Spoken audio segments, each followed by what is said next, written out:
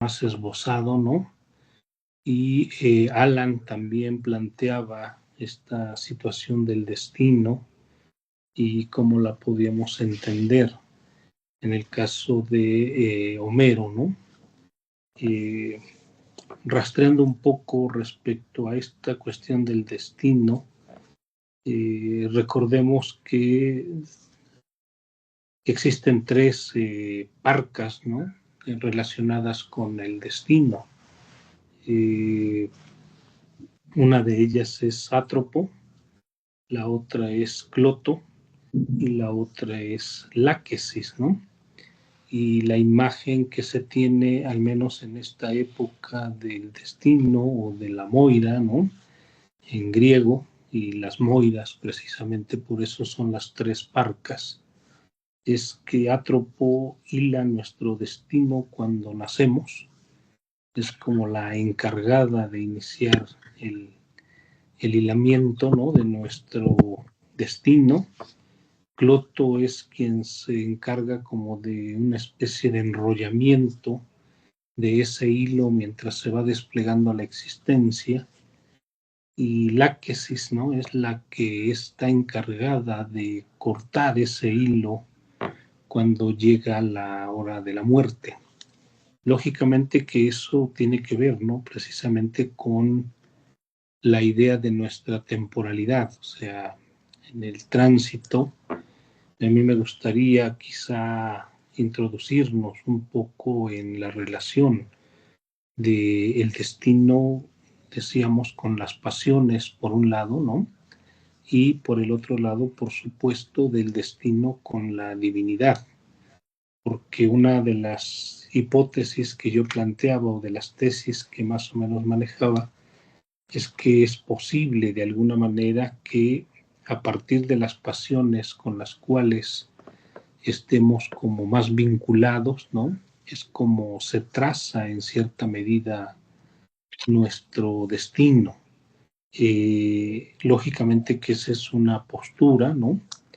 Porque por el otro lado está la intervención de los dioses, porque recordemos, ¿no? Entre lo que se ha comentado es que en este periodo no hay propiamente un concepto de voluntad, no hay un concepto de libertad y tampoco hay un concepto de responsabilidad respecto a, ¿no? Entonces, lo que tú decías, Mariano, es que el hombre homérico es este hombre abierto a la influencia de lo divino, ¿no? Y que esa divinidad pues se puede manifestar exactamente como una especie de intervención de lo divino. Este texto que nos recomendaba Noé de Subirón, ¿no?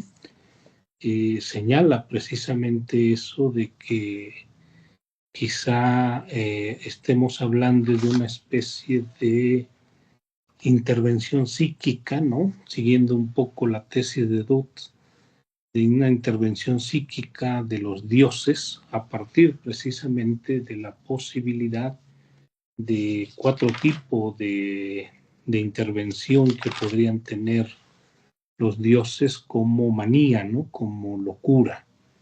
Entonces, un poco Subirón retomando lo que dice Platón en el Fedro, ¿no? Es que hay cuatro tipos de locuras que los dioses pueden de alguna forma provocar en el ser humano, que es la locura profética, ¿no? Propiciada por Apolo, la locura ritual propiciada por Dioniso, la locura poética inspirada por las musas y la locura erótica propiciada por Afrodita y Eros, ¿no? Entonces lo que vemos aquí es que probablemente ese destino sea explicable a partir precisamente de esta influencia que la divinidad puede tener sobre el ser humano a partir de esas locuras, porque paradójicamente, y es un poco también lo que causa inquietud, es que el propio Subirón y Platón y los estudiosos reconocen que a la única locura que no se le puede poner límite es a la locura erótica. Y como bien podemos ver, ¿no? Pues tiene una influencia tremenda en la Ilíada, porque es esta locura erótica la que desencadena, al menos en gran parte, el desenvolvimiento de la epopeya. Entonces, bueno, es un poco lo que estuvimos rastreando en la sesión anterior. A mí me queda todavía duda respecto a, o sea, el papel propiamente de las moiras, ¿no? En el establecimiento del destino, porque de acuerdo a lo que yo interpreto, no hay pues una influencia en el sentido directa de estas moiras, sino nada más me parece que intervienen en el ámbito de lo temporal, o sea, nacimiento, despliegue y fin de la existencia, ¿no? Pero cómo sea esa existencia en cada uno de los seres humanos, pienso que tendríamos que profundizar un poco más en eso, ¿no? Pero bueno, es un poco lo que quedó pendiente, porque ciertamente podemos ver ahí que en el libro 2 pues se trata exactamente de esa situación de la pasión por la guerra, ¿no? Y que por supuesto permite el desarrollo, al menos en el sentido de la preparación de este segundo canto.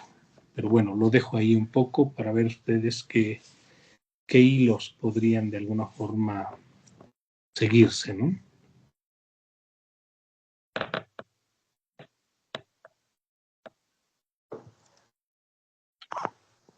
Ay, a mí me surgió una duda. Bueno, Sí, Ela. con este repaso que tengo de la Ilíada y también con lo que se evoca aquí en esta primera discusión, es, bueno, también retomando un poco la discusión pasada.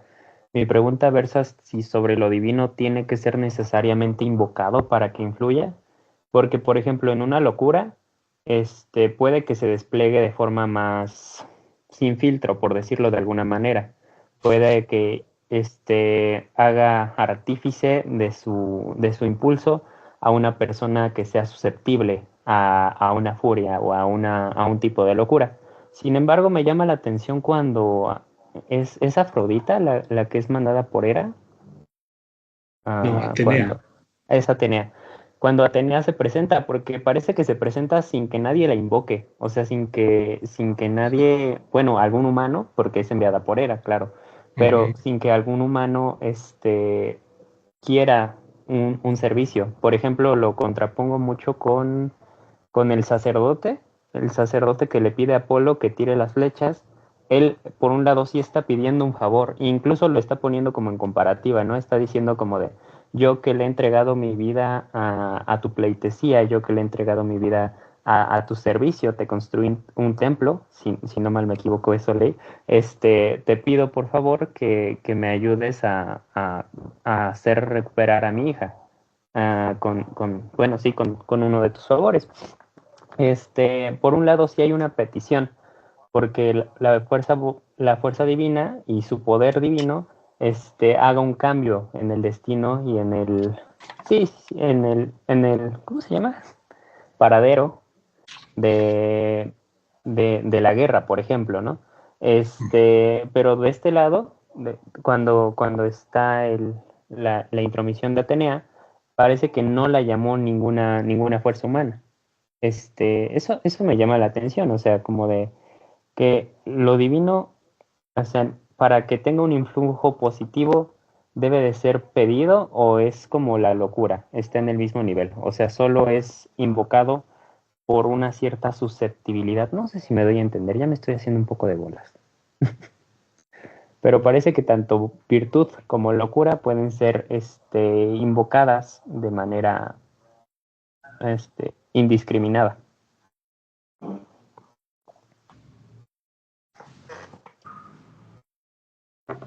No sé, Mariano, Noé, Alejandra, ya por ahí está también.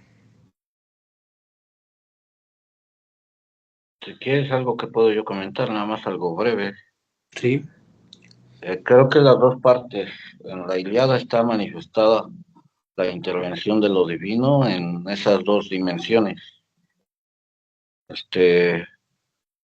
porque ya por el juego y en cierta manera el capricho divino, o en todo caso por una especie de genealogía del orgullo divino, en este caso vanidad de la manzana de oro, entre las diosas, y una especie de Moira que corresponde a París, el hecho de ser justo, objetivo en los juicios, esa Moira que le corresponde, pues lo hace intervenir en ese historial, y ese historial hace precisamente que se enrede en ese capricho de las diosas en este caso, y pues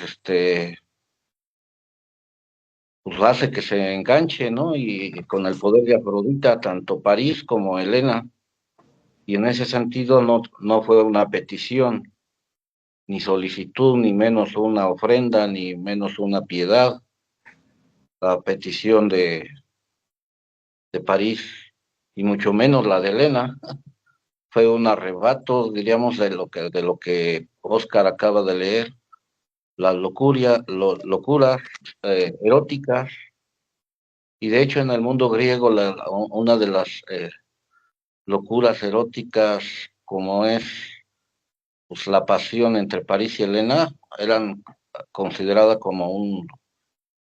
pues, como una punzada de un tábano, de una abeja, en el sentido de un arrebato irracional que no lo puedes controlar.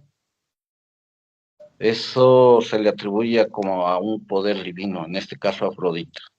Y creo que en el canto 3 viene precisamente el hecho que desaparece en el duelo, desaparece París, o la diosa lo hace desaparecer en el momento en que lo va a ejecutar casi en ese duelo, y pues por ese arrebato, ese capricho de la diosa Afrodita, lo aparece en la alcoba de Helena, ¿no? Y ahí se entregan en el delirio, diríamos, erótico y precisamente irracional. Entonces, por una parte sí hay devoción y hay una evocación a que escuchan la plegaria, y por otra parte hay un arrebato divino. No sé si aclara tu pregunta, Alan. Sí, contextualiza mejor un poco el escenario, ¿no? El escenario que toman los dioses. Parece que estas intromisiones que tienen sin que nadie se las pida, o estos favores que les llegan a hacer, no, no desempatan con las finalidades que ellos tienen, ¿no? Por ejemplo, causar una guerra o hacer que la guerra tenga cierta finalidad. Parece Además, como un gran juego de ajedrez entre dioses. Nos y ponemos además así. va a colación con lo que decíamos de estar abierto a la manifestación de lo sagrado, de ese campo abierto en el ser humano, en su misma interioridad, tanto en la naturaleza como en su propia interioridad, de esa irrupción este, intrépida o sorprendente o arrebatada de lo divino que no espera el ser humano y que de repente se topa o se confronta, y pues y es a lo que se llama hierofanía, ¿no? Pero que el hombre no la elige, el hombre no la delibera, el hombre no la construye, sino que es una irrupción. Y bueno, en la Ilíada, tanto en la Ilíada como en la misma Hesíodo, se ve manifestación de todo ello, ¿no? En esa forma de, de sin pedir permiso, sin agua va, agua viene, aparece un Dios. Más aún, la manera en que lo ven los griegos es que aparecen de manera física, aunque algunos no lo ven, pero otros sí, pero de manera muy natural.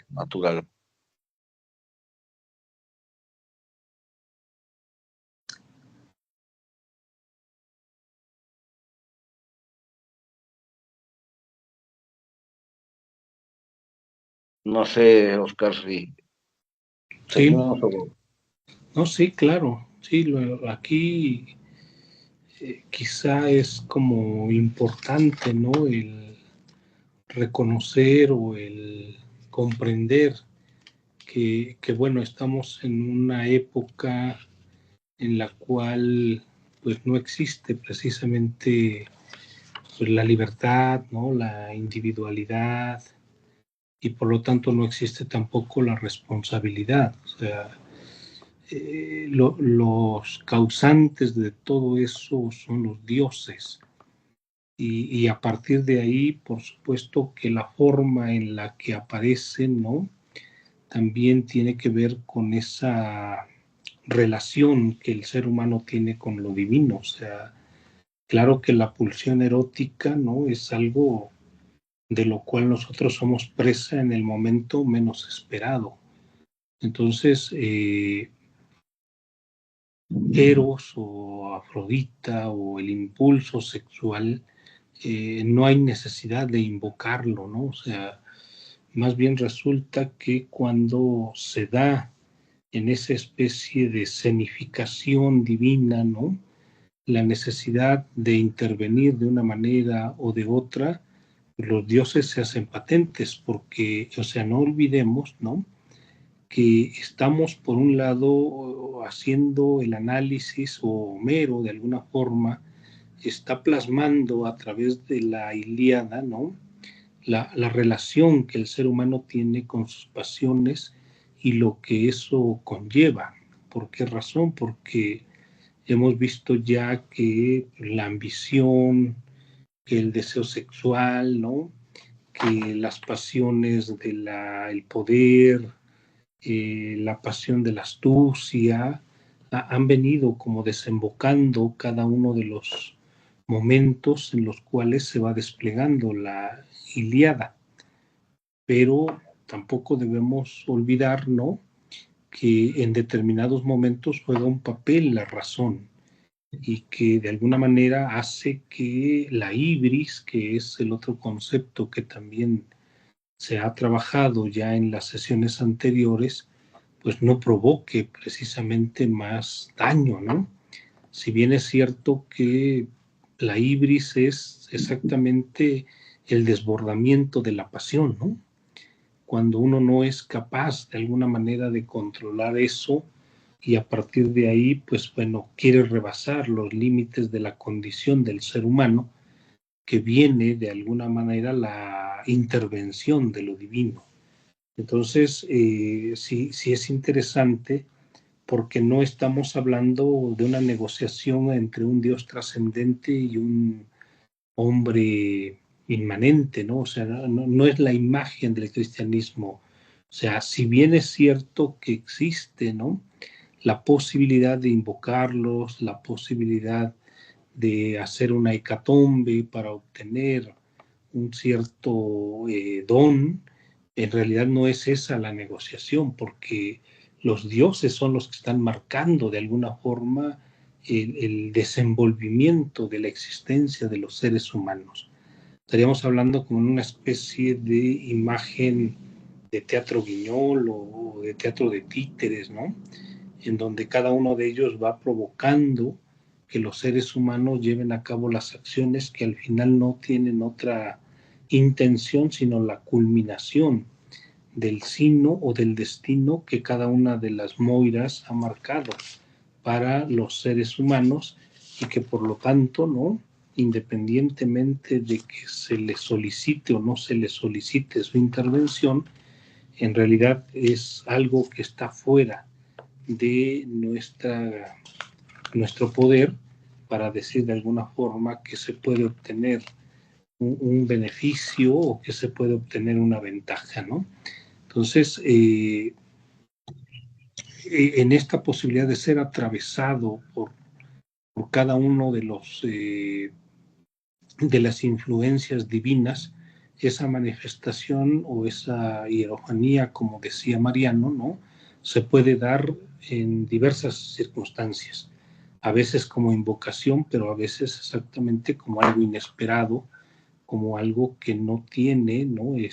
Una explicación del todo clara, pero que no obstante ya en el desenvolvimiento de la trama inevitablemente explica el por qué sucede, porque recordemos que Crises, ¿no?, solicita causarle daño a los aqueos, ¿no?, a partir precisamente de su negativa de Agamenón de entregar a Briseida, y por lo tanto sí hay una especie de invocación, pero también vemos otros momentos en los cuales los dioses se manifiestan sin ninguna invocación de por medio, y por lo tanto como expresión de una especie de manía o de una especie de intervención que permitan el desenvolvimiento de la vida de los seres humanos, ¿no? Pero bueno, no sé, Noé, Alejandra, si quieren comentar algo.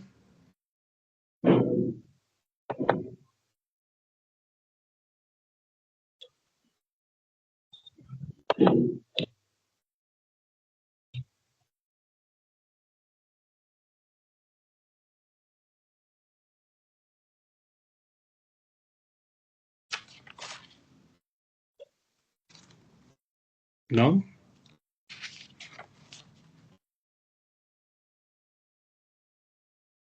Ok, bueno, a mí algo que me pareció muy interesante de este texto de Soubirón, ¿no?, es precisamente que él intenta explicar a la Ilíada no a partir del concepto que hacía Antonio Lastra, ¿no?, que era un poco el que veníamos siguiendo, que era el de Menis y que tenía que ver exactamente con melancolía, ¿no? Y todo lo que se derivaba de ahí, sino que Soubirón lo que dice es que en realidad más bien la Ilíada se puede entender a partir de un concepto distinto que es el concepto de Timé, que traducido, ¿no?, viene a darnos la palabra en castellano, en español, de honra. Y él dirá que estas dos palabras, timé y atimé, ¿no?, como negación, precisamente viene a significar honra perdida, ¿no? Entonces, que lo que vemos es que en el caso de Aquiles, cuando le quitan precisamente su botín de guerra, ¿no?, que es esta Briseida, pues lo que se nota es que su honra ha sido precisamente suspendida, ¿no?, que ha sido como socavada, y que a partir de ahí entonces podemos entender cómo el contexto y la forma de el hombre homérico tiene que ver con estos tres conceptos que se derivan de Timé, que es por un lado el honor como guerrero, ¿no?, como hombre sobresaliente, que intenta en la medida de lo posible colocarse en esa moral que se ha llamado la famosa moral de los aristos, ¿no?, de los mejores, o sea, es decir, que es el primero, y que a partir de ahí, por supuesto, siempre intenta efectuar eso, ya sea a nivel de la guerra, a nivel de los actos heroicos, pero también a nivel de la palabra, ¿no? Y eso es interesante, porque entonces hablaríamos de una cultura del honor, de una cultura de la honra, de una cultura del prestigio, y porque es así como se gana la inmortalidad. Ya en algún momento comentábamos cómo en el libro 1, en el canto 1, Homero en algún momento llega a señalar que hay dos formas de conseguir la inmortalidad. La primera de ellas tiene que ver exactamente con los actos heroicos, ¿no? La condición de ser un aristo, de ser el primero en la guerra, de ser el primero en todo aquello que se haga. Y la segunda de ellas tiene que ver con la idea, ¿no?, de que se puede conseguir la inmortalidad a través de la palabra, a través del discurso, ¿no?, a través exactamente de este discurso bello, de este discurso inspirado. Y por lo tanto el autor nos dirá que si se analiza desde esa perspectiva la Ilíada, ¿no?, pues parece ser que Homero concreta las dos cosas, porque por un lado logra la inmortalidad heroica de sus personajes, Aquiles, Odiseo, Héctor, Agamenón, Ajax, ¿no?, recordando precisamente sus gestas heroicas, pero por otro lado no cabe duda que Homero se inmortaliza a través de la palabra, es decir, crea una obra tan perfecta, ¿no?, que al igual que recordamos a Aquiles como algo sublime, también seguimos recordando a Homero, ¿no?, a través de la palabra. Y entonces en ese sentido es precisamente el honor, el prestigio que se obtiene, ya sea a través de la manifestación heroica en la guerra, pero en este caso también a través de la manifestación por medio de la palabra, que en el caso de Homero queda muy claramente plasmado en sus dos obras. Y eso ya nos mete, parece ser que en una dinámica distinta respecto a lo que en su momento proponía Lastra, ¿no?, que era que pensáramos la Ilíada como la melancolía que experimenta Aquiles en virtud de que ha sido de alguna forma despojado de su botín y que eso desencadena, ¿no? Entonces, me llamó mucho la atención esto porque, pues vaya, permite de alguna forma complementar, enriquecer la interpretación del texto y al mismo tiempo, ¿no?, comprender que en realidad estamos como en una especie de ejercicio mediante el cual la preeminencia que se le dé a un determinado concepto permite, ¿no?, la interpretación en cierto sentido de la Ilíada, y si se le da otra preeminencia a otro concepto, pues por supuesto que permite otro tipo de interpretaciones. Pero me parece interesante desde esa perspectiva, ¿sí? Pero bueno, no sé, ustedes, ¿qué dicen? Parece ser que Noé no puede por ahí conectar su audio. Sí, ya pude. Ahora sí, ya. Ok, adelante, Noé. Bien, pues son dos temas, bueno, varios, pero quizá retener un poco el comentario de Alan, el cuestionamiento acerca de si los dioses intervienen en cuanto se les llama o hay de alguna manera una presencia sin que se les pida. Bueno, estaba dándole vueltas un poco a este señalamiento, el nombre de las tres parcas que nos mencionas acerca del destino, donde desde el comentario que nos haces no hay una intervención directa, sino simplemente señalan el arranque de la vida, después el desarrollo y finalmente el corte. Pero quizá podríamos ampliar un poco eso, señalando que cada uno de los hombres va a estar de alguna manera determinado por esa suerte de pasiones que también mencionabas. En cuanto más fuerte sea la pasión con la que uno se conduce, esa va a ser la determinante del destino de uno. Ahora bien, en los ejemplos que se señalaban, a propósito de la intervención de los dioses, si se presenta Atenea cuando es invocada o simplemente aparece, tal vez lo estamos planteando desde unos términos meramente humanos, desatendiendo un poco esto que acabo de mencionar, el hecho de que cada uno ya va a estar determinado, como lo decías tú, por esa inclinación o propensión de la pasión por la que se deje conducir. En ese sentido, la guerra de Troya va a tener un trasfondo netamente pasional, pero rascando un poco también en ese asunto, llegamos a encontrar con que la manzana de la discordia no es propiamente el comienzo, sino que siempre podemos buscar un poco más atrás.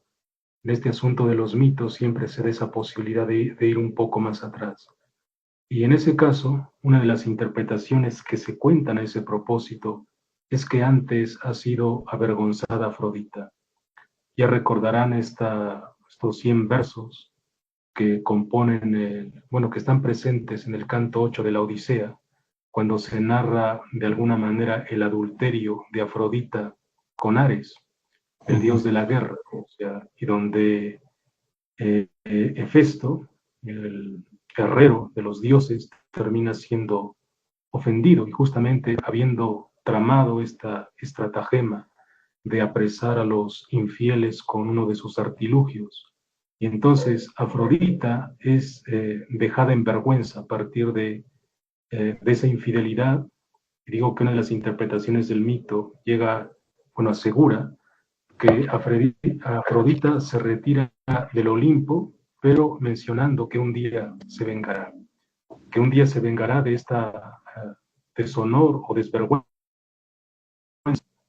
en que ha sido puesta a partir de la estratagema de Hefesto. Bueno, esto da para mucho, pero no corresponde tratarlo ahora porque estamos hablando de la Ilíada. Simplemente señalar que esa guerra, la guerra de la Ilíada, tal vez tenga justamente ese trasfondo, es decir, que sea una suerte de venganza. Y al punto al que quería llegar era que cada uno de los hombres estará emparentado, insisto, con lo que decías, Oscar, de acuerdo a la pasión por la que uno se incline más, forjará el destino. Pero ya uno mismo está vechado por los dioses, ya uno mismo está influido por un tipo de dioses en ese sentido. En la guerra no es que no se les invoque y que aparezcan solos, es que ya el caso de Aquiles y el caso de todos los griegos está determinado por esa propensión tanto de Hera como de Atenea, mientras que del lado de los troyanos está pues Afrodita y algunos otros, que ahora no recuerdo, ya lo iremos viendo a partir del canto 3 o 4 que recordaba Mariano hace un momento, porque allá la guerra entre los humanos deja de tener importancia, y ya son los dioses los que están peleando en sí mismos. Ya es Hera y Atenea contra Afrodita en este caso. Entonces, simplemente para ayudar un poco o ampliar un poco el panorama de este planteamiento del destino, señalar que la génesis de la guerra viene de mucho más atrás, que cada uno en el momento de nacer ya va a estar determinado por los dioses. No es que estén ausentes, no es que se les invoque, sino que uno mismo ya nace con esas propensiones, uno ya está determinado por esa suerte de divinidad. Bueno, tal vez eso pueda ayudar un poco al planteamiento del destino, que obviamente no lo vamos a cerrar, sino simplemente puede ayudar a recordar, insisto, a manera de resumen, que el problema venga de más atrás. Bueno, creo que Jocelyn quiere comentar, entonces le cedo la palabra antes de comentar lo que nos ha recordado Oscar también. Hola, doctores, muy buenas tardes. Pues me gustaría replantear algo, tal vez cometa una infamia al mencionar esto, pero yo siento que la relación de los dioses, los hombres, sobre todo el destino, han marcado el, ¿cómo podrán decir? Lo chistoso de la vida humana, lo gracioso, a veces podremos decirlo, lo efímero, lo complicado, lo difícil, a veces callejones sin salida, en que a pesar de que los dioses son dioses, la Ilíada y la Odisea nos muestra que también llegan a cometer problemas humanos o problemas de las cuales nosotros diríamos sería más fácil para ellos, pero aún así estamos involucrados en esos problemas. Queremos salir de un lugar y es como si nos metiéramos a otro callejón peor o más oscuro. De repente vemos la luz y de repente se apaga todo. Entonces es como una paradoja de, de que tal vez no haya respuesta en un destino, tal vez no haya una solución a algo, simplemente otro camino alterno, algo que ya tal vez ya está escrito, tal vez podremos decirlo, ¿no? La vida se burla de nosotros. Y no es por maldad, o tal vez sí lo sea. Entonces observo cómo los personajes se van relacionando y nosotros como lo vemos de un lado, digamos, lo vemos desde un escenario, es como cuando estamos viendo una obra de teatro y decimos, ten cuidado, te va a pasar esto, porque estás viendo de que alguien está atrás, tal vez queriendo atacar al personaje principal, ¿no? Pero el personaje principal no ve lo que tiene atrás, sino simplemente sus espectadores, que somos nosotros como los lectores. Entonces, quiero pensar que ahí también intentó mostrar lo irónico que puede ser la vida, lo irónico que puede burlarnos el destino. Cierro mi comentario.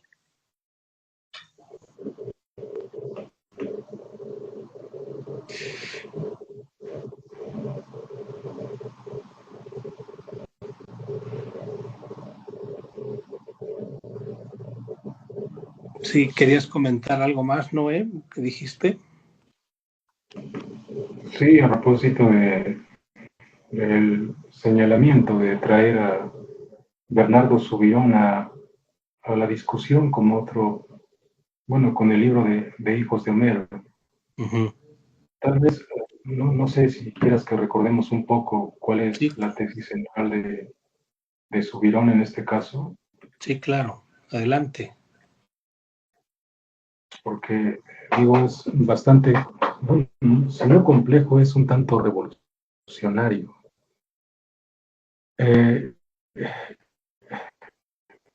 Obviamente no vamos a agotar la explicación de Bernardo Subirón, que todavía tiene algunas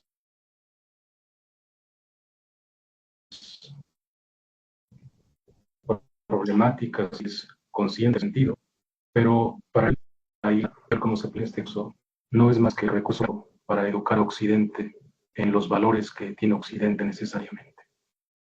Entonces, la Ilíada es un documento que se ha escrito como una suerte de manual guía para la vida, en detrimento de una forma de vida demasiado distinta. La tesis de Subirón es que antes de la guerra de Troya y antes de la aparición de los héroes como prototipos de los varones, había una civilización que ha sido emborronada, y ha sido emborronada hasta tal punto porque no tenía esa propensión a la gloria, al honor, tal como se plantea en la imagen de los guerreros.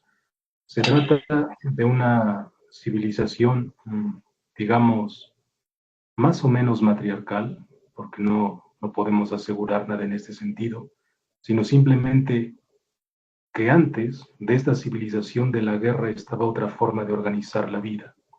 Y para ello encuentra pues un respaldo en su argumento, y es que alrededor en Micenas, por ejemplo, en algo que se conoce como el Palacio de la Diosa, se trata de un palacio que no tiene murallas.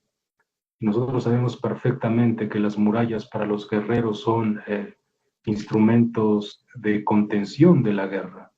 Entonces, una casa sin muros, o mejor dicho, una casa sin bardas, una casa sin murallas, deja abierta la posibilidad de que entre cualquiera, y por lo tanto sería una suerte de civilización bastante hospitalaria, aunque obviamente eso se conserva con los griegos.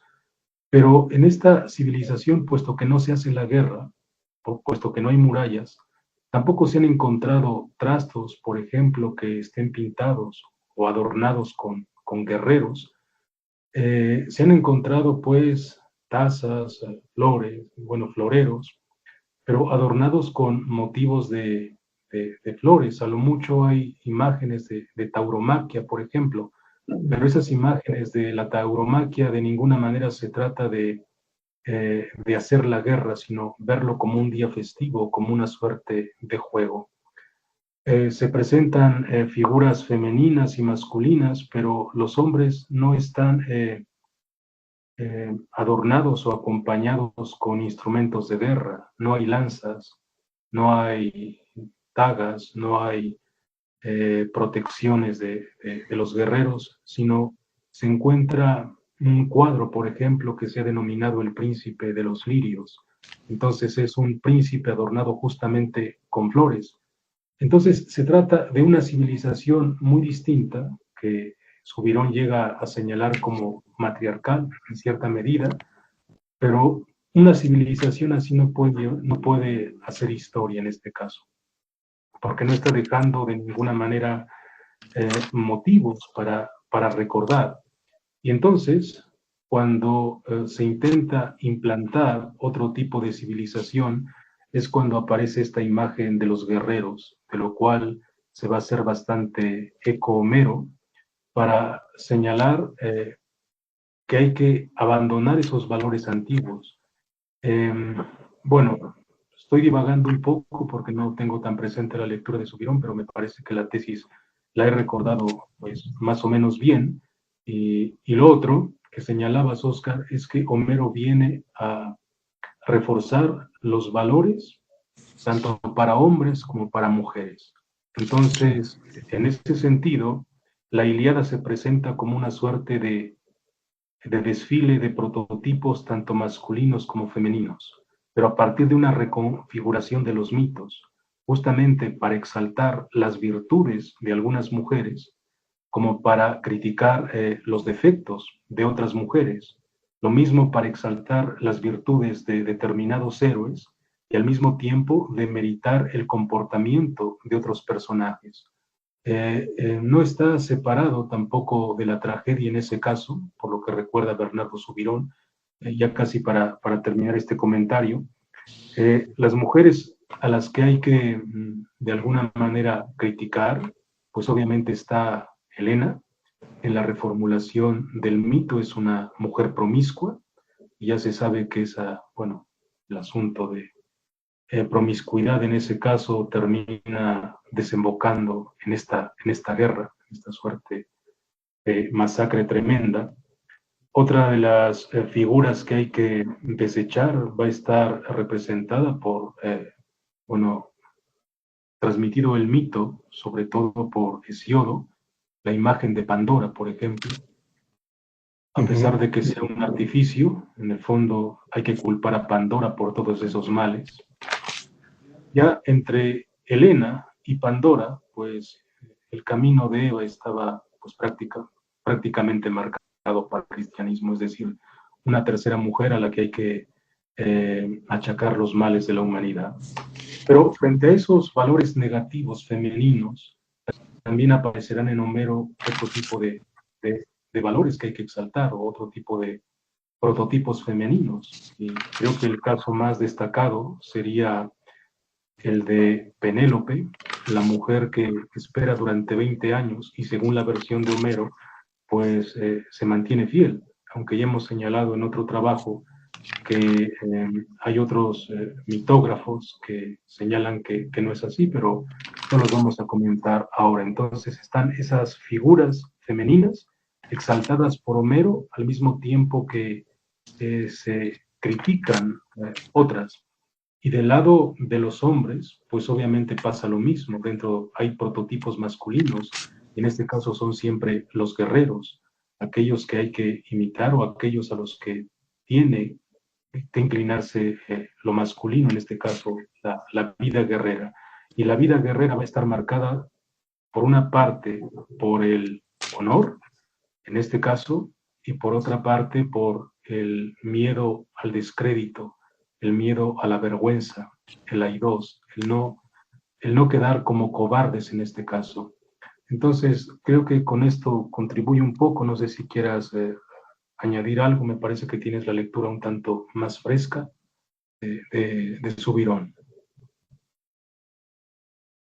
Sí, de hecho, a mí me causó como inquietud, es decir, dos cosas que a mí me llaman mucho la atención, ¿no? Y sobre las que insiste Subirón. Por un lado, la escritura, o sea, lo relevante que resulta, ¿no? Que en algún momento Homero, a partir de las condiciones históricas en las que está viviendo, ¿no?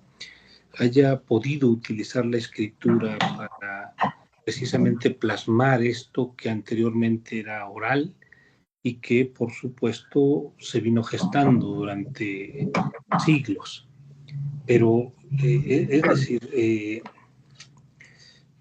me llama la atención esto que se señala, o sea, la civilización minoica, ¿no?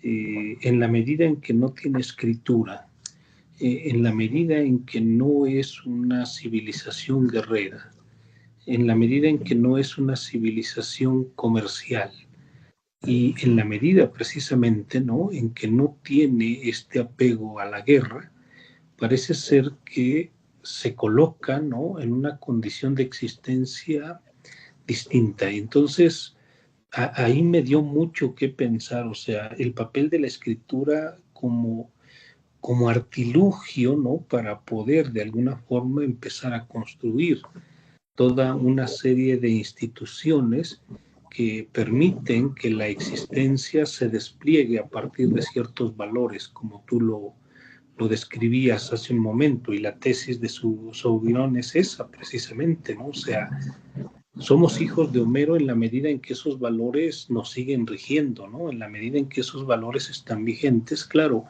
con sus transformaciones, con sus retoques, ¿no? Pero tenemos al menos la imagen muy patente de que en la vida se trata de ser exitoso, de ser sobresaliente, de ser aristo, ¿no? Para que nuestro nombre quede grabado en la pléyade de la inmortalidad o de los inmortales. Eso por un lado, o sea, habría que pensar, porque ya lo habíamos tematizado en otro momento, ¿no? Que los griegos también eran muy conscientes de que las musas podrían inspirar tanto verdades como mentiras, ¿no? Tanto nos podrían de alguna forma o podrían al hombre homérico, a la época homérica, conocer, permitirle el conocimiento del pasado y en esa medida entonces establecer lo que es la verdad, pero que también el lenguaje juega con nosotros y al jugar con nosotros, por supuesto, nos permite el error. Entonces, ¿en qué sentido la civilización occidental es quizá en ese tenor, ¿no? Un error que en su momento se efectuó a partir de Homero, pues bueno, eso da para pensar muchísimo, ¿no? O sea, tendríamos que ver el papel de la escritura, porque parece ser que la oralidad, si bien permitió constituir ciertos mitos, es hasta que se fijan en Homero, ¿no? Cuando se convierte ya en un auténtico modo de educación, cuando Homero se convierte en el educador de Occidente, ¿no? Eso por un lado, o sea, y la otra es, o sea, yo leí en algún momento, le dediqué un tiempo a leer los mitos griegos y a mí lo que me maravillaba de los mitos griegos es que no son normativos, ¿no? O sea, me parece que podría discutirse el hecho de que estén imponiendo una manera de ver la vida. Yo creo que más bien los mitos griegos son descriptivos. No sé, Mariano ahí podría auxiliarnos un poco. O sea, es decir, describen las posibilidades de ser humano que hay. Claro que hay mujeres que de alguna manera se sienten bien, ¿no? Bajo la imagen o el prototipo de Penélope. Pero también hay imágenes, ¿no? Y mujeres que se sienten bien en la imagen de Helena. Y lo que veo más bien es que un poco confrontando a Subirón, ¿no? Es que en realidad nos están dando como una especie de descripción de lo que puede suceder a nivel de seres humanos en una sociedad. O sea, no creo propiamente que se estén imponiendo 4 prototipos de mujer o formas femeninas, ¿no? Sino más bien que se dan, como también, por supuesto, ¿no? Los prototipos masculinos se dan. Ahí es donde a mí me causó como inquietud la tesis de Subirón. Pero bueno, yo percibo que la riqueza del mito es precisamente que describe lo que sucede. Ciertamente a lo mejor después se puede utilizar para imponer cierta estructura, ¿no? Institucional, pero por ejemplo, si nosotros rastreamos el mito de Pandora, nos daremos cuenta que hay cierto tipo de feminidad, ¿no? Que está inclinada a ese tipo de acciones, como también hay cierto tipo de feminidad que está inclinada a una vida más cercana a lo que Penélope representa. Y porque si no, estaríamos cayendo en la imagen, ¿no? De que probablemente el ser humano se podría construir de otra manera a partir de otros mitos, pero resulta que si revisamos los mitos nórdicos, ¿no?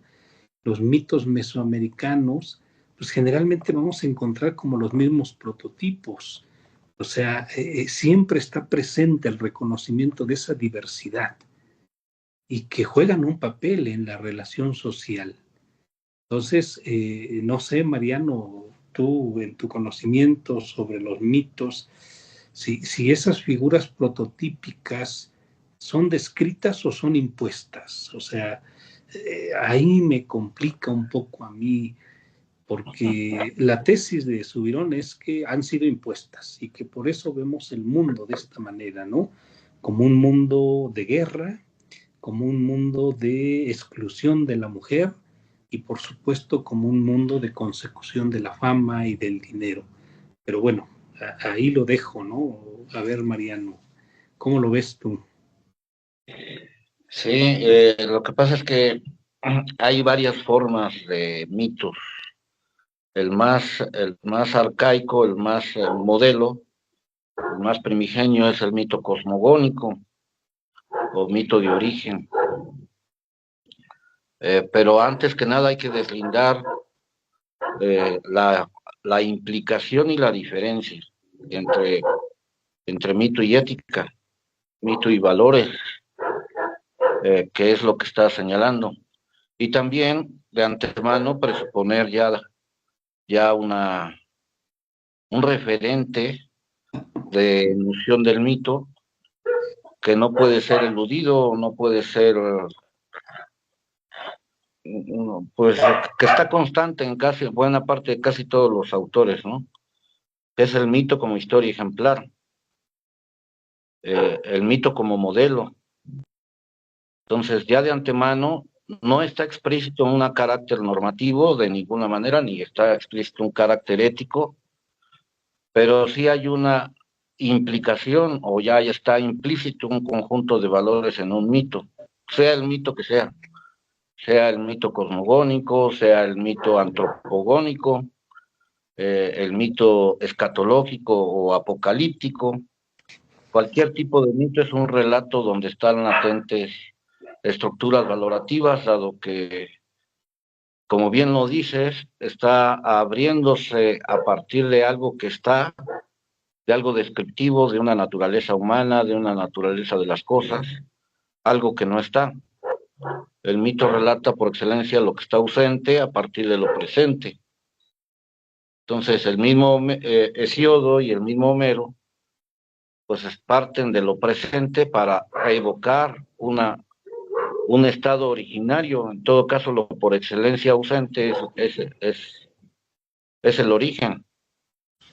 y sobre todo es el origen fundador. En este caso, en Homero es un origen no cosmogónico, pero sí un origen fundador donde evoca una especie de edad de oro de los héroes, y en esto quiero enfatizar más bien, son dos modalidades, una, en Homero, no es cosmogónico ni teogónico, pero sí es un mito del héroe, de las hazañas, en todo caso, un mito del relato de grandes acciones que se consideran como ejemplares, y en tanto que ejemplares, sí hay latentemente una especie de criterios de valorativos, sí hay un modelo de conducta, diríamos, que se aplaude, otra que se desacredita. Sin embargo, no está exento lo que tú estás señalando,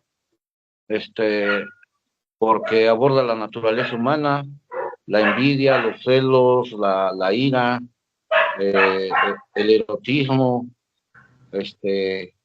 aborda muchos actos, incluso la venganza, como están señalando, venganza no solamente divina, sino humana, y entonces está moldeando estructuras que bien lo está señalando, son partícipe la universalidad de lo humano.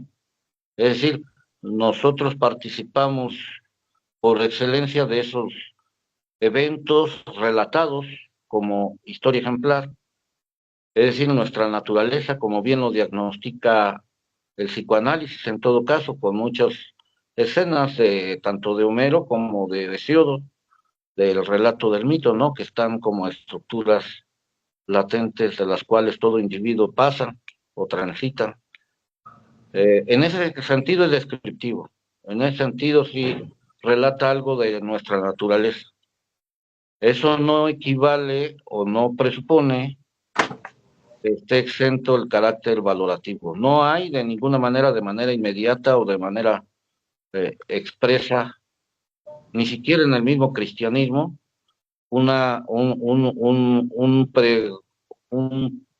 una especie de explícita ética. La ética se deriva después, incluso los mandamientos y todo ello tienen una justificación mítica. Dicho en otras palabras, la ética y los valores y las normas en el fondo tienen una justificación ontológica por parte del mito. El carácter de ontológico en todo caso, en el sentido de poner deberes, parte de lo ontológico en el sentido de poner principios. Y bueno, ahí están muchos autores, ¿no? Leszek Kolakowski habla de la ética y el mito y otros, pero creo que quiere participar ahora. Bueno, es lo que yo te puedo ayudar, un poco apoyarlo, a dilucidar. Entonces depende de cómo se vean, pero no están coimplicados, ni separados ni excluidos, tanto lo ético como lo descriptivo en el mito. Adelante, Alan. Sí, de hecho tengo una pregunta para usted, porque me llama la atención esta identificación que hace de los tipos de mitos que hay, ¿no? Unos heroicos, otros cosmogónicos, entre muchos otros que existen. Mi pregunta acá sería, porque hay algo que no me queda del todo claro.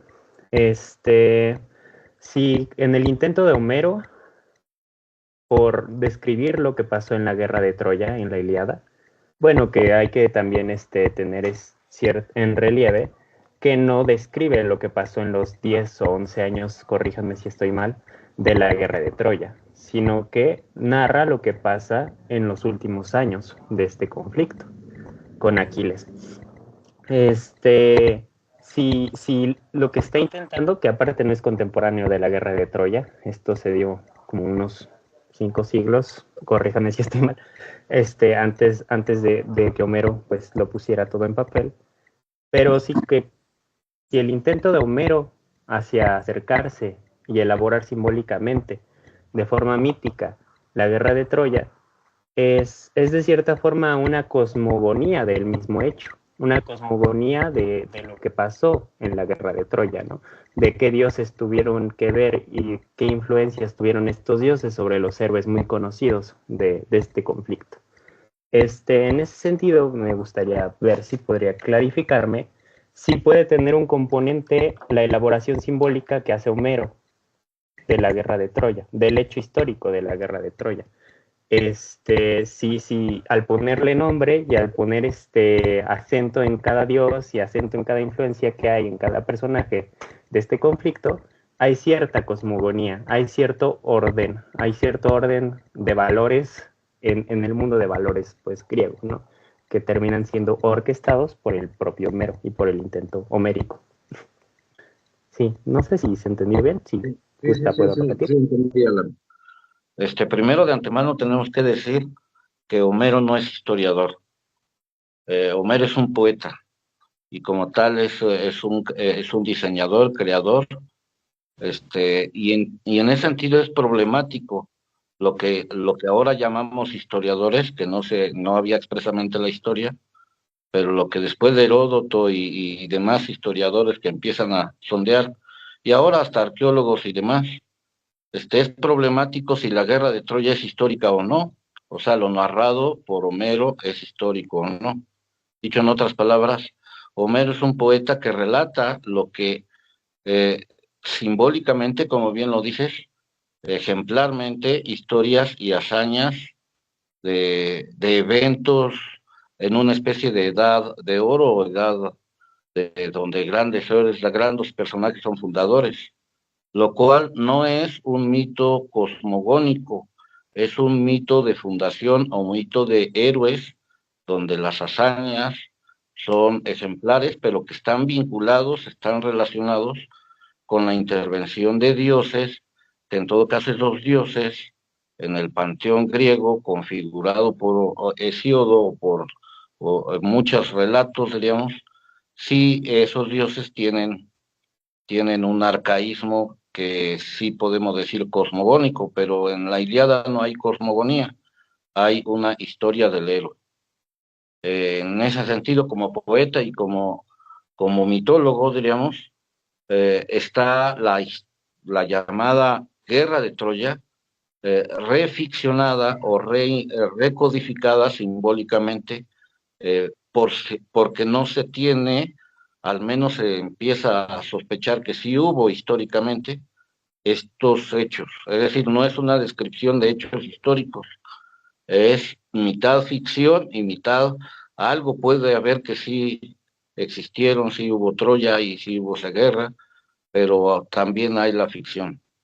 Es decir, no hay un límite donde lo llamado histórico se determina y lo llamado mitológico, en este caso mitología del héroe, se configura.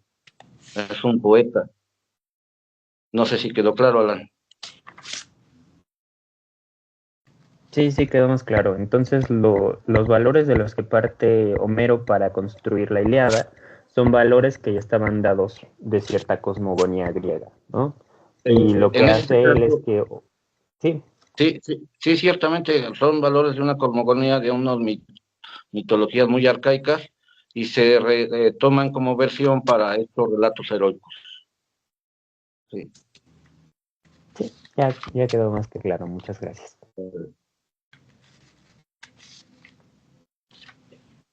Y en el caso de la inquietud de Oscar, pues no podemos eximir ni tampoco exorcizar, mucho menos, al mito de su carácter valorativo o axiológico, porque de hecho es su función esencial, generar un molde de conducta, generar una especie de ideal de hombres, de hecho configura el espíritu griego con lo que Noé señaló. Hay modelos paradigmáticos de lo varonil o del hombre, ahora sí, del héroe como hombre, pues, y de lo femenino, o de lo masculino y de lo femenino, en cuestiones de qué exaltar y qué desacreditar. Sí tiene algo que ver el mito en su carácter de qué exaltar y qué desacreditar. No hay una expresa evangelio como en el caso del cristianismo, ¿no? De decir, esto es lo bueno y esto es lo malo, pero previo a ello sí hay un relato simbólico que se pretende poner como historia ejemplar. Y como toda historia ejemplar, pues está un criterio de valor sobre implicado o subimplicado, como esto debe de aplaudirse y esto debe de quitarse. No sé si queda claro, Oscar. Sí, claro, pero al final lo que debe de aplaudirse, ¿no? Y yo tendría cuidado si se tiene que quitar aquello que no se tiene que aplaudir, sino más bien que forma parte, ¿no? Sí, lo descriptivo que decías. Y sí, ciertamente quisiera añadir también el hecho de que no la historia, o sea, la Ilíada y la Odisea en todo caso, y la Teogonía y la mitología griega en general, no es dogmática, y la religión griega en todo caso es estética, no dogmática. Y en ese sentido no hay una historia, no hay un libro sagrado en el sentido de un dogma, y por lo tanto sí, ciertamente los mitos están más abiertos a la complejidad polifacética de la naturaleza humana, del cosmos, y a relatarlo como lo vive el hombre griego. Es más un relato del carácter estético como lo vive el hombre griego, más que una especie de qué debe ser y qué no debe ser, una especie de dogma como los monoteísmos que parten de un libro sagrado. Esa es la diferencia con la religión griega, ciertamente. Y sí, lo que descubre es cómo lo vive, son los dilemas, lo que Jocelyn planteó, cómo vive las paradojas, las contradicciones, cómo vive el hombre griego de manera estética, la libertad y la necesidad y el destino, y todo el laberinto de ese imaginario simbólico, pues es cómo se vive la fractura paradójica, claro, ambivalente del hombre frente al ser y el mundo. Sí, porque digo, si comparamos un poquito el papel de lo femenino en los mitos griegos y el papel de lo femenino en la religión judeocristiana, pues son totalmente distintos, ¿no? Sí, hay un dogma, ¿no? Hay un dogma y hay una especie de libro Claro. sagrado. O sea, Helena no jugaría ningún papel en el cristianismo. Magdalena es alguien que se convierte a partir de la palabra de Cristo, ¿no? Del contacto con lo divino de una mujer de prostituta a santa. Y además es una ¿cómo se llama? Conversión milagrosa, pues, porque como Exactamente, ¿no? de Y repente Helena, prostituta y al otro día santa. claro, y a Helena incluso el propio rey troyano, ¿no? Le dice, tú no eres culpable de nada. O sea, Helena se avergüenza precisamente en eso que señala Soubirón, ¿no? O sea, es una cultura de la vergüenza en el sentido de que ya hice un acto que rompió, o sea, que me llevó a la ibris, ¿no? Y eso es lo que Sí, me hace sentir vergüenza, pero no me siento culpable porque yo no claro. tomé esa decisión, ¿no? Entonces, a mí me parece que en la medida en que Homero dice, bueno, la mujer aquí está, ¿no? Helena está como mujer causante en cierta medida de esto, en realidad hay un prototipo femenino que desempeña esa función en la historia de los seres humanos. O sea, se llame Helena o se llame de otro nombre, pero por supuesto que, como decía Noé, ¿no? Está Penélope, que es lo contrario, y no es ni mejor ni peor Helena y Penélope, porque no hay, sino son formas en las cuales se efectúa la feminidad y eso hace posible de alguna forma la relación social entre los seres humanos, ¿no? Femeninos. Claro, sí, o sea, no es que sea mejor o peor. Digo, uno puede inclinarse por una Penélope o por una Helena, ¿no? como las mujeres pueden inclinarse por un Ulises o por un Agamenón o por un Aquiles, o sea, es decir, son formas exactamente lo que tú decías, ¿no? Porque, o sea, la cuestión está, o al menos yo lo entiendo, y en este canto 2 a mí me parece fundamental eso, ¿no? O sea, que lo que nos lleva precisamente a esta cuestión de provocar que la trama de la historia se dé es en cierta medida la ibris, ¿no? O sea, el desbordamiento pasional respecto a nuestros límites como seres humanos. O sea, si en el canto 1 Homero ha señalado con mucha claridad el enojo experimentado por Aquiles respecto a que le hayan quitado parte de su botín, ¿no? Y por lo tanto su deseo de no combatir más, en este canto 2 pareciera que de pronto Agamenón, ¿no? Es presa de su ibris respecto a la ambición, porque tiene la oportunidad de dos cosas, o sea, por un lado, ¿no? Al no estar Aquiles, mostrarse como el líder de los aqueos. Y eso lo convertiría, por supuesto, en el mejor guerrero. O sea, él podría jactarse en algún momento de decir, yo conquisté a Troya sin Aquiles. Eso es lo primero. Y por otra parte, está, por supuesto, también la posibilidad de obtener más riquezas. Y eso se lo encara con toda claridad Tersites, ¿no? Cuando le dice, oye, tu ambición no tiene límite. O sea, tu tienda está llena de riquezas y todavía quieres más. Entonces, es esa ibris, o sea, es la ibris respecto a que puede, por un lado, convertirse en el líder de los ejércitos que van a conquistar Troya, ¿no? Y puede, por otro lado, convertirse en el hombre más poderoso, más rico, a partir del botín que se va a obtener. Pero esa es la ibris, o sea, esa es la ilusión. Y por eso Homero lo maneja exactamente así, bajo esa condición de el ensueño que lo engaña, ¿no? Pero según yo entiendo, es el desbordamiento de la ambición. Porque si bien Aquiles, ¿no? Le había permitido, al menos en el canto 1, decir, sí, tú eres el líder, tú eres el que comanda este ejército, pero el mejor guerrero soy yo. Y ahora quiere en Agamenón, ¿no? Que confluyan las dos cosas. Por un lado, que sea el mejor guerrero, puesto que va a conquistar a Troya sin la intervención de Aquiles, y por el otro lado, obtener la mayor riqueza posible. Y ahí está exactamente su ibris. Y ahí está marcado su destino. Porque es esa ambición lo que luego van a explotar, no tan solo Homero, sino los trágicos, ¿no? Que desembocan en su final tan pues, trágico, exactamente. O sea,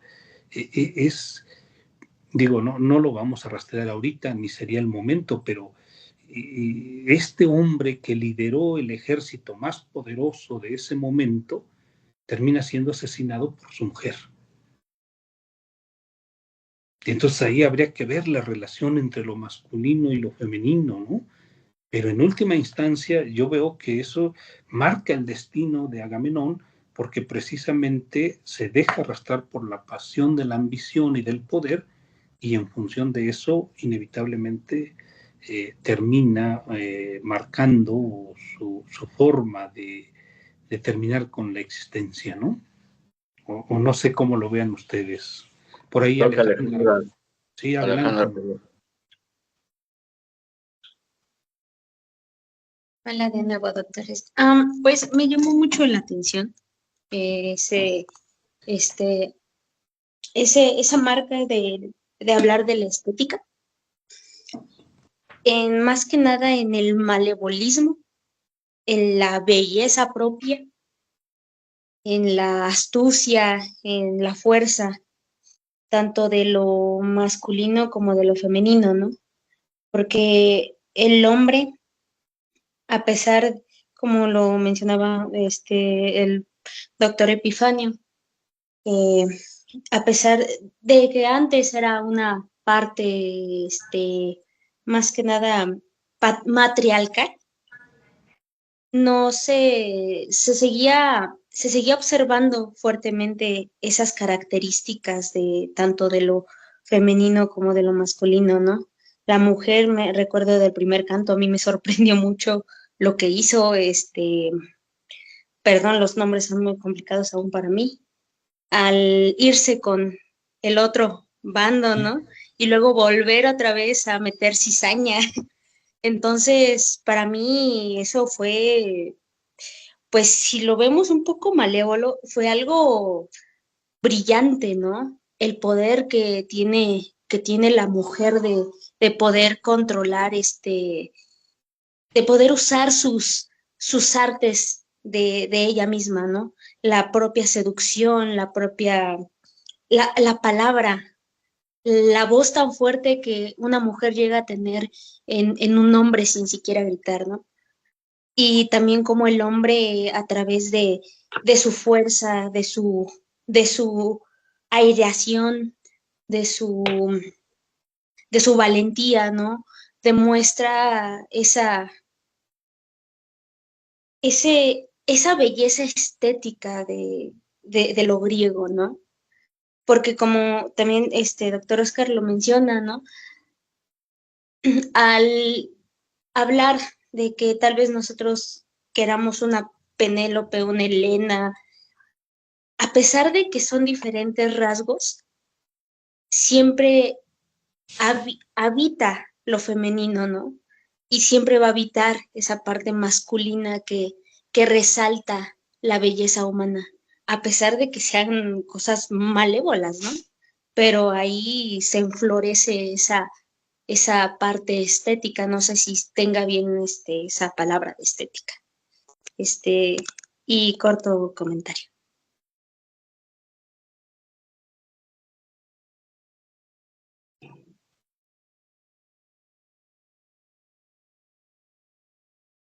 Sí, está en el mito de Pandora, ¿no? La ambigüedad divina de la mujer, Claro. la ambivalencia. Y como bien lo dijo Alejandro también, la paradoja de que en el misterio fascinante está lo tremendo, en este caso lo femenino erótico, que una bella mujer te puede generar todos los peores males. Y entonces habría que preguntarnos qué tan machista o masculina, ¿no? En realidad es la Ilíada, porque es como la otra postura, ¿no? Subirón así la señala, en el sentido de que es una cultura de exclusión de la mujer, pero Alejandra tiene muy claro, ¿no? Que quizá quien está moviendo los hilos, ¿no? Son las mujeres y no los hombres, a partir del papel tan extraordinario que pueden jugar, ¿no? A partir del encanto, de la seducción y de todos los recursos, y que no hacen sino al final confrontar a, a los hombres en función de eso, ¿no? Pero bueno, Noé, tú tenías ahí por ahí un tema respecto a esto de la relación entre el poder y la razón, que hace un rato cuando iniciábamos recordábamos un poco. No sé si quieras plantearlo, la fuerza de la razón o la razón de la fuerza, ¿no? Sí, era la propuesta que sí estuvo al final de la sesión pasada,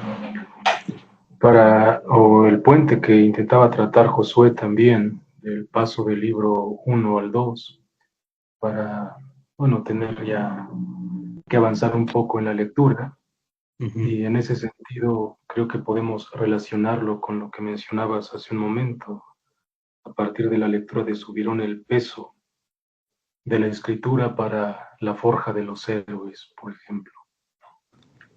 Es decir, cómo solo a partir del canto o de la poesía Aquiles puede volverse inmortal en este caso, porque difícilmente la inmortalidad podría alcanzarse por vía de la oralidad.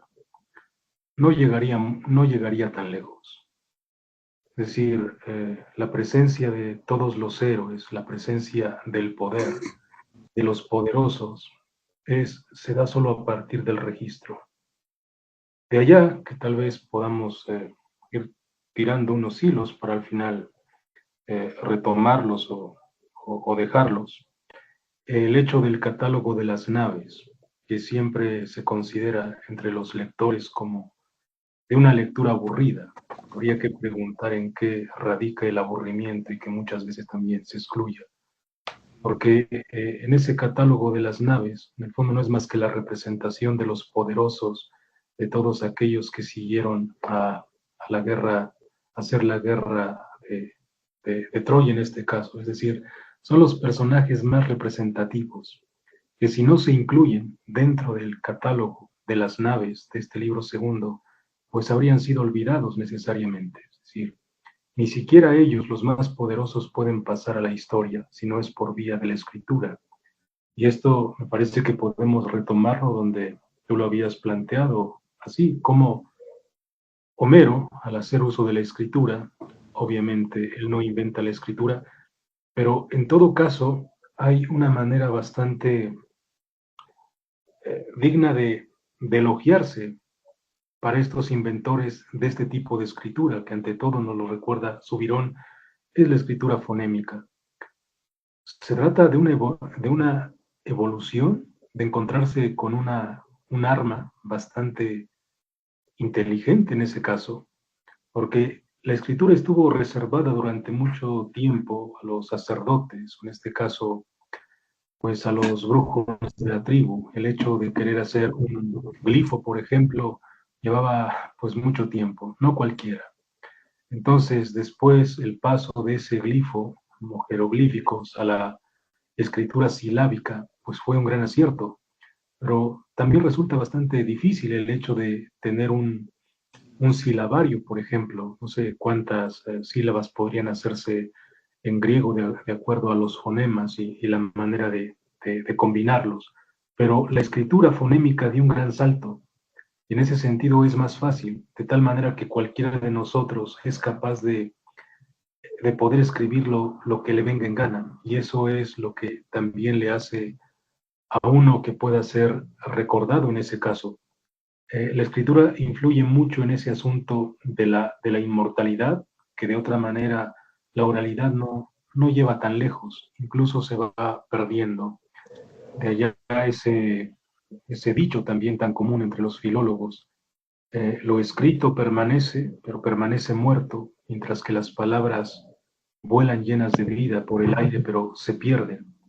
Es decir, que la oralidad, pues, está viva, pero también se pierde como la vida, mientras que la escritura permanece muerta, pero en cierto sentido, hasta que una nueva voz puede insuflarle aliento y hacer revivir. Y en ese caso, la labor de la filología o de la lectura es este gesto de hacer revivir a los muertos, como una suerte de exorcizar. Bueno, creo que por ahí podemos ir tirando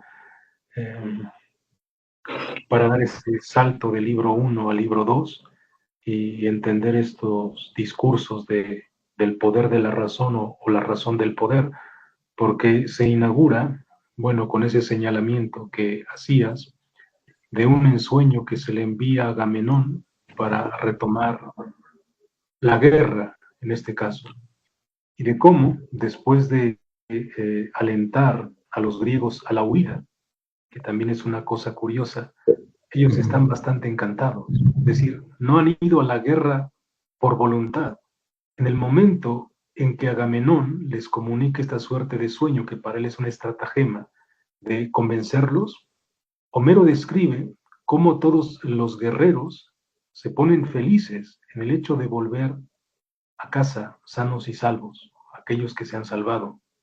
No están ahí por gusto, lo cual vuelve a hacer mencionar dos hilos también. Aquiles tampoco va a la guerra por gusto en un primer momento. No va a la guerra por gusto.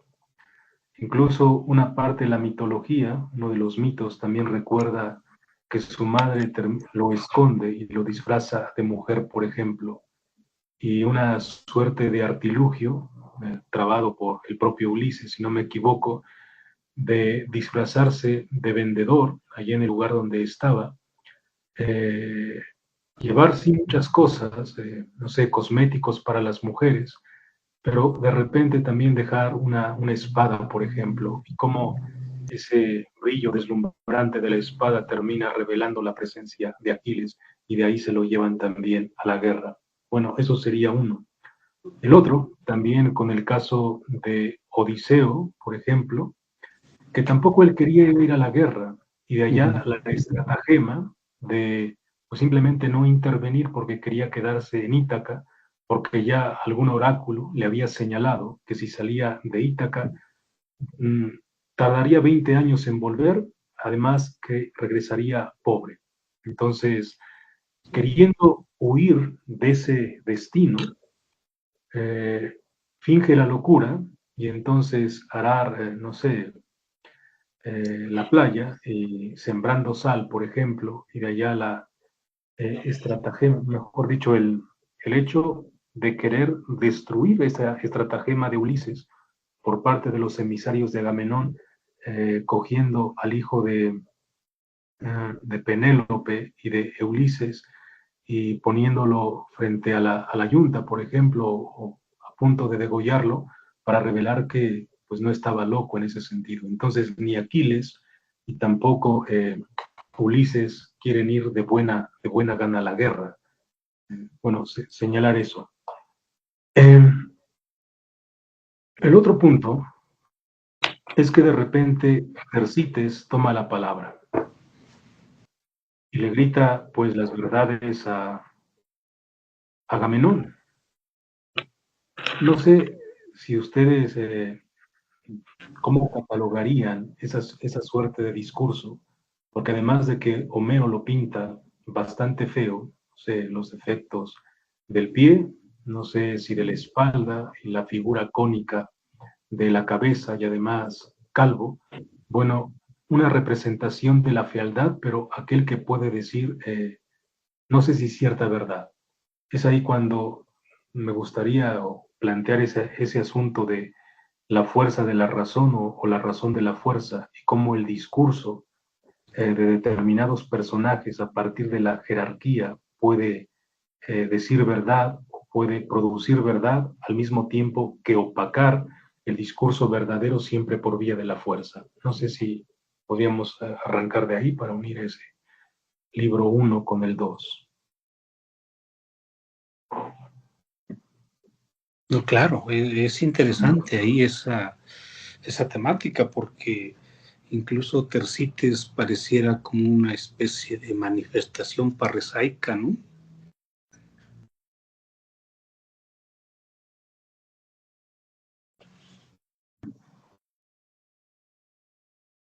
Sí, pero bueno, de inmediato el propio Ulises lo golpea, ¿no? Y se acaba esa suerte de revelación parresiasta de Tersites. Bueno, y que ya el propio Lastra, si recordamos un poco la chanza que toma en esa conferencia, recuerda cómo el propio Shakespeare hace de Tersites, pues obviamente el bufón, pero el bufón en el teatro de Shakespeare siempre tiene esa posibilidad de decir la verdad. Y entonces cuando le hacen hablar a Tersites y dice en qué consiste la Ilíada, dice pues trata de la historia de una puta y un cabrón. A eso reduce la interpretación de Tersites Shakespeare, por ejemplo, y puede rescatarlo diciendo que es el bufón que al final de cuentas va a señalar la verdad. Y bueno, aquí en este señalamiento que haces, Oscar, de considerar a Tersites como un parresiasta, creo que tendríamos que cuestionarlo un poco, y cómo ese discurso de la fuerza de la razón termina obnubilando aquellos señalamientos que estaba precisando el propio Tersites. Pero bueno, les dejo recordar la lectura, o no sé si quieren que leamos ese pasaje de Tercites. Sí, podemos leerlo. Yo no lo tengo ahorita aquí a la mano, pero si lo tienes, Noé o Mariano.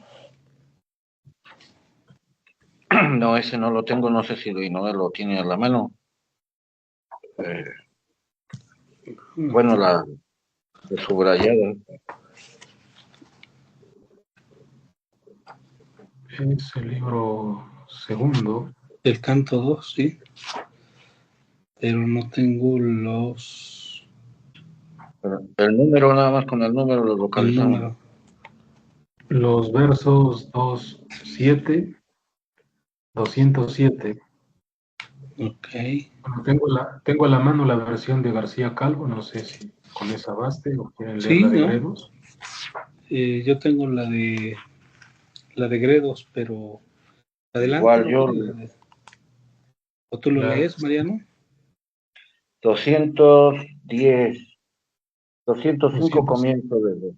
Así recorrió como caudillo el campamento. A la asamblea de nuevo se precipitaron desde las naves y las tiendas, entre ecos como cuando la hinchada ola del fragoso mar con una gran playa brama y el ponto retumba. Todos se fueron sentando y se contuvieron en sus sitios. El único que con desmedidas palabras graznaba aún era Tercites, que en sus mientes sabía muchas y desordenadas palabras, para disputar con los reyes locamente, pero no con orden, sino en lo que le parecía que a ojos de los árgivos ridículo iba a ser. Era el hombre más indigno llegado al pie de Troya. Era patizambo y cojo de una pierna.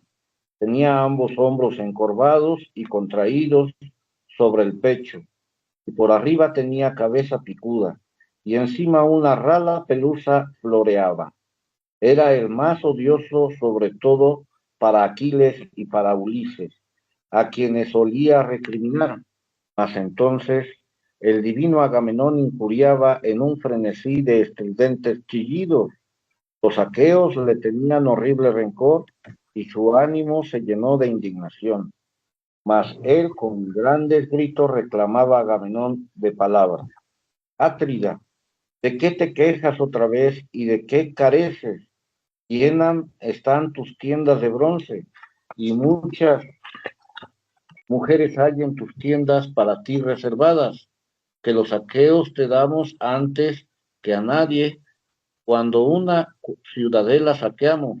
¿Es que aún necesitas también el oro que te traiga alguno de los troyanos, domadores de caballos, de Ilío como rescate por el hijo que hayamos traído atado yo u otros de los aqueos, o una mujer joven para unirte con ella en el amor y a la que tú solo retengas lejos? No está bien que quien es el jefe arruine a los hijos de los aqueos. Blandos, ruines baldones, aqueas que ya no aqueos. A casa, sí, regresamos con las naves y dejemos a este aquí mismo en Troya digerir el botín, para que así vea si nosotros contribuyamos o no en algo en nuestra ayuda, para quien también ahora Aquiles, varón muy superior a él, ha deshonrado y quitado el botín y lo retiene en su poder. Mas no hay ira en las mientes de Aquiles, sino indulgencia, sino Atrida, esta de ahora habría sido tu última afrenta. Así habló, recriminando a Agamenón, pastor de huestes, Tercites. A su lado pronto se plantó el divino Ulises y mirándolo con torvaz faz, le amonestó con duras palabras. ¿Sigo leyendo? No sé, Noé. Sí, hasta que lo golpea Ulises, porque es la manera en que los pone. Entonces le responde Ulises, Tercites, parlachín sin juicio, aun siendo sonoro orador, modérate y no pretendas disputar tú solo con los reyes, pues te aseguro que no hay otro mortal más vil que tú, y que cuantos juntos y de cuántos junto con los átridas vinieron al pie de Ilío. Por eso no deberías poner el nombre de los reyes en la boca, ni proferir injurias, ni acechar la ocasión para regresar. Ni siquiera aún sabemos con certeza cómo acabará esta empresa, si volvemos los hijos de los aqueos con suerte o con desdicha. Por eso, ahorita el átrida Agamenón, pastor de huestes, injuria sentado, porque muchas cosas le dan los héroes danaos, y tú pronuncias mofas en la asamblea, mas te voy a decir algo, y eso también quedará cumplido. Si vuelvo a encontrarte desvariando como en este momento, ya no tendrás entonces Ulises, ya no tendría entonces Ulises la cabeza sobre los hombros, ni sería ya tomado padre de Telémaco. Si yo no te cojo y te arranco la ropa, la capa y la túnica que cubren tus vergüenzas, y te echo veloces aves fuera de la asamblea, apaleado con ignominiosos golpes. Así habló, y con el cetro la espalda y los hombros le golpeó. Se encorvó y con lozana lágrimas se le escurrió. Un cardenal sanguinoliento le brotó en la espalda por obra del áureo cetro, y se sentó y cobró miedo. Dolorido y con la mirada perdida, se enjugó el llanto, y los demás, aún afligidos, se echaron a reír de alegría. Y así decía cada uno, mirando al que tenía próximo. ¿Hasta ahí? Los 5 versos últimos que cierran esa parte. ¡Qué sorpresa! Ulises es autor de hazañas sin cuento por las buenas empresas que inicia y combate que apresta. Mas esto de ahora es lo mejor que ha hecho entre los argivos. Cerrarle la boca a un ultrajador que dispara palabrería, seguro que su arrogante ánimo no le volverá a impulsar otra vez a recriminar a los reyes con injuriosas palabras. Así decía la multitud, y Ulises, saqueador de ciudades, se levantó con el cetro en la mano. Al lado, la ojizarca Atenea, tomando la figura de un heraldo, mandó a la hueste callar, para que los hijos de los aqueos, desde el primero al último, escucharon su proyecto y meditaron su consejo. Llenos de buenos sentimientos hacia ellos, tomó la palabra y dijo: Átrida, ahora aquí soberana, quieren los aqueos dejarte como el más desmentido entre los míseros mortales, y pretenden no cumplir la promesa que te hicieron cuando aún estaban en ruta hacia aquí desde Argos, pastizal de caballos, regresar solo tras haber saqueado la bien amurallada Ilío, pues he aquí que como tiernos niños o como mujeres viudas, unos con otros se lamentan de que quieren regresar a casa. Cierto que es dura tarea regresar a casa lleno de tristeza, cualquiera que permanece un solo mes lejos de su esposa, en la nave, los numerosos bancos, se impacienta si los vendavales invernales y el mar encrespado lo acorralan. Para Yo creo que nosotros, ahí, ¿no? hasta ahí. Adelante.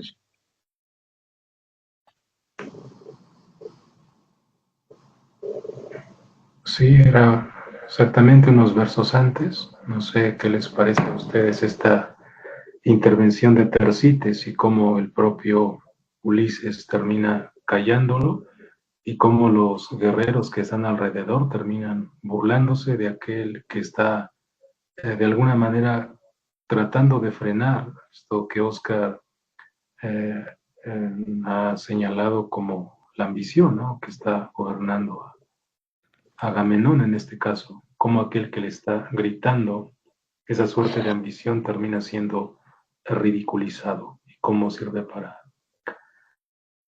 bueno, para que no, sirve de ejemplo para que nadie repita el hecho de ponerse al tú por tú con los reyes o que vuelva a insultar a los reyes?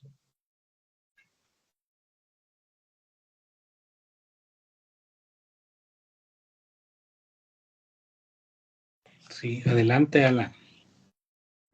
Sí, esta parte yo la pongo en paralelo con lo que pasa al principio con el sueño de, ay, ¿cómo se llama? El labrador de la gente, le dicen, Agamenón. Agamenón. El sueño que tiene Agamenón no es dudado, no es puesto en duda cuando lo expresa de la naturaleza que lo tiene, ¿no? Incluso las hazañas que les propone a sus guerreros por hacer es aplaudida fuera de cuestionada. Si no mal sospecho, hay como un ápice de duda, pero como viene de Agamenón el sueño y como vienen las palabras de Agamenón, esto es rápidamente desechado, ¿no?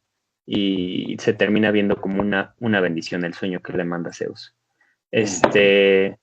Creo que esto también va muy de la mano con la cultura del estatus que da Agamenón. Por más justas que sean los señalamientos que se le hacen a su actuar y el que ha hecho cosas cuestionables, termina siendo, por el estatus que mantiene, una figura casi incuestionable, ¿no? Hay personas que lo enfrentan, como el mismo ay, es que se me va el nombre porque lo estoy leyendo en otra traducción, pero Ar, ay, Aquiles, el propio Aquiles que lo confronta en el primer libro, también le termina reclamando cosas similares a las que se le están reclamando ahorita. Sin embargo, como que no son reconocidas o no son cargadas por su persona, por el estatus que tiene. Sí, sí, yo me iría más como por una interpretación de esta cultura del estatus que hace que sus actos, por más denunciables que sean, no sean tomados en serio. Y creo que lo que termina guiando más a los guerreros es pues lo que representa él como figura, ¿no? Pero no sé, me gustaría saber sus opiniones. Claro, de acuerdo a la tesis que está planteando Noé, entonces ahí se hace plenamente visible, ¿no?, la diferencia entre la fuerza de la razón, que en este caso paradójicamente está representada por Tersites, ¿no? Porque en realidad, pues vaya, está manifestando, por un lado, lo que comentaba Noé, o sea, el desacuerdo de muchos miembros del ejército respecto a su participación en la guerra, hablando incluso de los propios líderes, ¿no? Aquiles, Ulises, y que ellos están muy conscientes de que probablemente lo que van a obtener como botín pues no sea equivalente a la inversión en tiempo y en vidas que se ha hecho a lo largo de estos 9 años, ¿no? O sea, Tersites, yo hasta donde puedo comprender, es quien está realmente planteando la voz más precavida, ¿no? Más lúcida mentalmente, y de alguna forma, ¿no?, lo que vemos es que se invierte la relación, porque un poco lo que comentabas, Alan, o sea, parece ser que tiene más poder más poder la fuerza, ¿no?, la ambición, la pasión, y que en realidad estaríamos hablando no de un poder de la razón, sino de las razones del poder.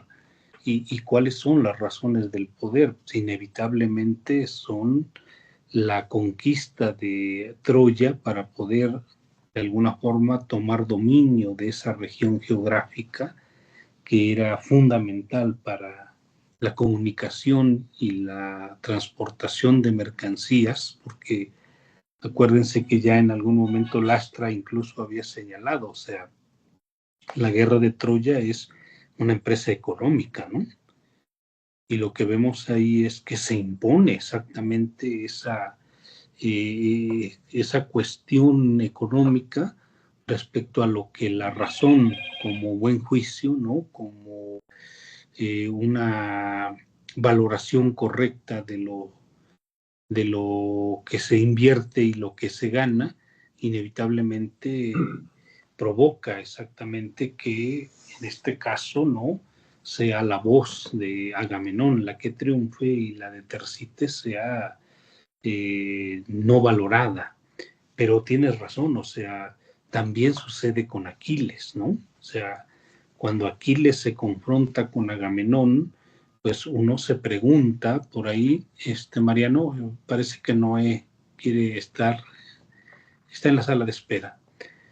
Cuando Aquiles se confronta con Agamenón, pues vemos que aún así Agamenón se impone, ¿no? Como el monarca de monarcas, como el líder de líderes, y eso es porque se había, ¿no? Acudiendo un poco al mito, planteado ya de alguna manera que en una estrategia, en una manera en que tuvo Ulises de solventar el problema de que Helena no provocara una guerra con Troya, sino provocara una guerra al interior de los propios griegos, ¿no? En virtud de que pudo haber sido otorgada a cualquier otro rey en matrimonio y que eso desembocaría una guerra interna. Entonces Ulises propone que todos los que están como pretendientes de Helena juren, ¿no? Por un lado, que van a respetar el resultado del concurso y por el otro lado van a participar en una guerra como aliados, ¿no? Ante cualquier ofensa que se pudiera cometer respecto a ella. Entonces, vemos cómo ahí, en este caso, el propio Aquiles se coloca por debajo de Agamenón, puesto que lo que hace es retirarse él, pero no convence a los demás para poder abandonar la guerra, ¿no? Entonces, Noé en algún momento sugería que pudiéramos rastrear, o sea, el cetro, ¿no? Y rastrear, por supuesto, también cómo se le otorga tanto poder a Agamenón, seguramente, pues, porque era un rey de una de las ciudad-estado más poderosas y que podía vencer a cualquiera, pero también hay una justificación mítica, ¿no? De que es el portador de un cetro que los propios dioses han elaborado. Si nosotros rastreamos la cronología del cetro de mando que Agamenón porta, ¿no?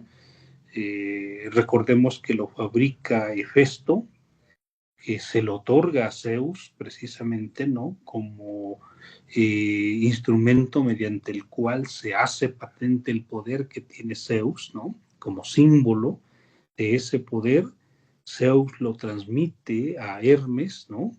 Y ya después de Hermes es como viene a parar con los seres humanos, con lo que sería el antepasado más lejano de Agamenón, que es Pélope, que a su vez se lo cede a Atreo, ¿no? Atreo a Tiestes y de Tiestes llega a Agamenón. Entonces ahí hay como una especie de indicación directa, ¿no? De que el poder viene de la divinidad y de que ese poder debe imponer sus razones, o sea, de que no es el papel de la razón el que predetermina o soluciona, ¿no? Las dificultades, sino que más bien es el poder de la fuerza, ¿no? El hecho de que ese poder emane de la propia divinidad, lo que determina las razones de la guerra, o así más o menos lo entiendo yo. Pero bueno, no sé, Noé, tú tenías algo ahí que decir.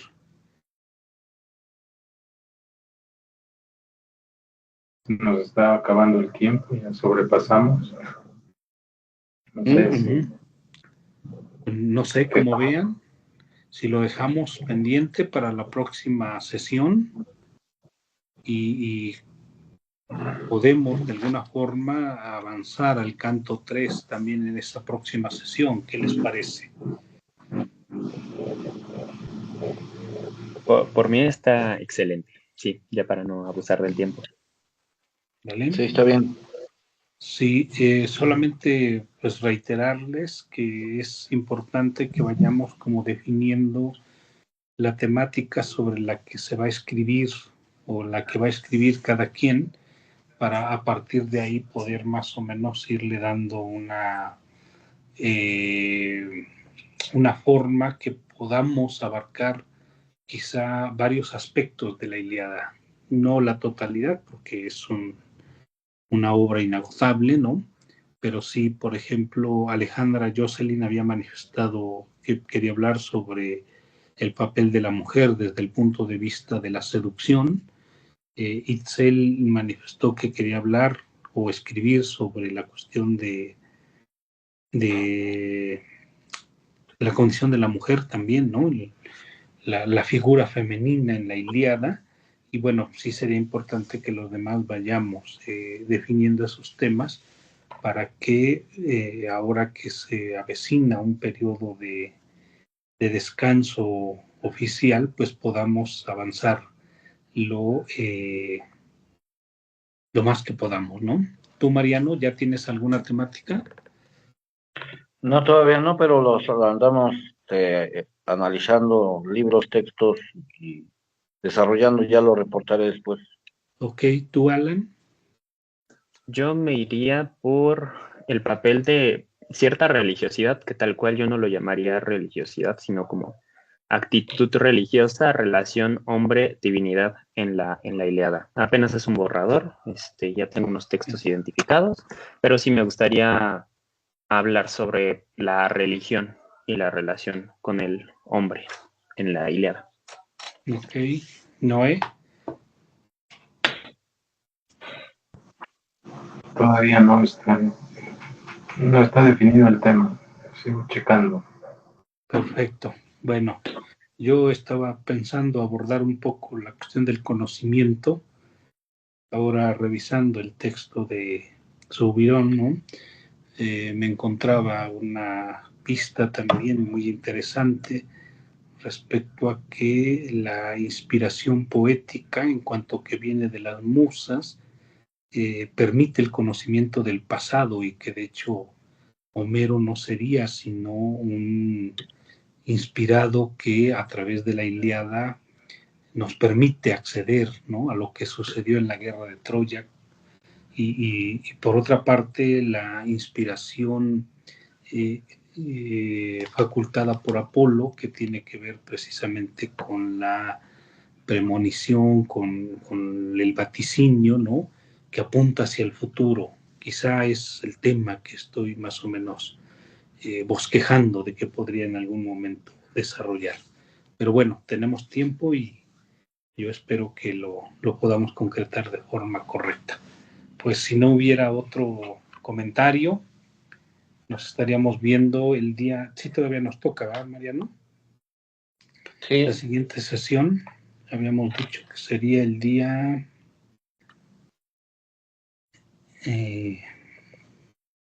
3 de diciembre, ¿no?